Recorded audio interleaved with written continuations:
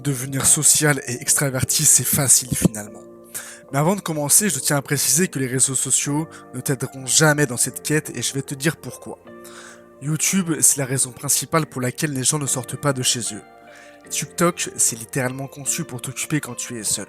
LinkedIn, ça ressemble à une simulation dystopique et Facebook, c'est fréquenté que par des gens qui ont 2 fois ton âge. Snapchat, ça te montre des messages de gens que tu ne connais pas, alors que Discord t'envoie des messages de personnes que tu ne veux pas connaître.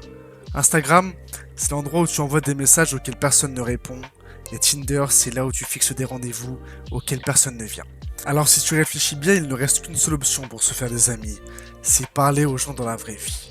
Heureusement, après des années d'échecs, j'ai trouvé la solution et j'ai élaboré 16 méthodes différentes que tu peux choisir selon ta personnalité et ce qui te semble le plus naturel.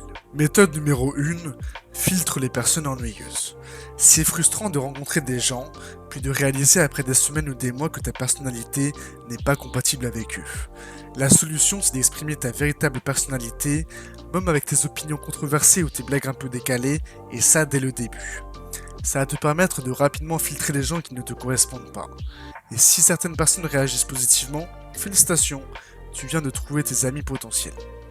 Méthode numéro 2. Parle de tes centres d'intérêt uniques. Si tu as l'impression d'être l'ami de remplissage que les autres trouvent peu intéressant, c'est peut-être simplement parce qu'ils ne te connaissent pas vraiment.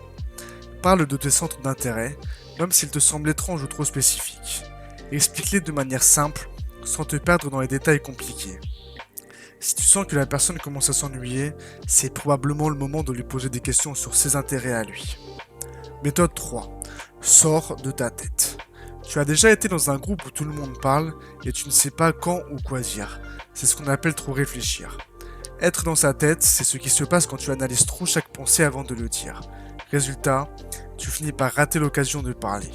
Être hors de ta tête signifie simplement écouter la conversation et parler sans trop filtrer tes pensées. Et si tu dis quelque chose de gênant, vois cela comme un entraînement. Méthode 4. Ne force jamais les amitiés. Si tu dois forcer une relation avec des gens qui ne s'intéressent pas à toi, cela génère de la pression et de l'anxiété. Ce n'est pas grave si tu n'es pas compatible avec tout le monde. Sois gentil, passe à autre chose et continue de rencontrer des gens. À ce stade, c'est une question de nombre. Plus tu parles à de nouvelles personnes, plus tu te feras des amis. Méthode numéro 5. Sois le personnage principal. Les gens qui ont le plus d'amis sont souvent ceux qui initient le plus de conversations. Alors commence une conversation avec n'importe quelle phrase, et une fois la conversation lancée, n'oublie pas de poser des questions simples sur la vie des autres et d'écouter vraiment leurs réponses. Plus tu initieras de conversations, plus les autres le feront avec toi. Méthode numéro 6. Sois un personnage secondaire. Le livre Comment se faire des amis est l'un des rares livres qui fonctionne réellement pour améliorer ses compétences sociales. Il ne s'agit pas de techniques scientifiques complexes, mais de simples principes. Fais en sorte que les gens se sentent importants, utilise leurs prénoms, sois heureux de les voir et demande-leur des nouvelles. Ce sont des choses simples qui montrent que tu t'intéresses vraiment à eux. Méthode numéro 7. Sois transparent. Une grande barrière dans la création de liens est quand personne ne partage ses pensées profondes. Si tu restes dans des conversations trop polies et superficielles, tu ne construiras pas de réelle confiance. Pour rendre tes échanges plus transparents, commence par une petite ouverture comme « ça te dirait de traîner ensemble un jour ». Cela montre à l'autre que tu le trouves intéressant et cela réduit la distance entre vous.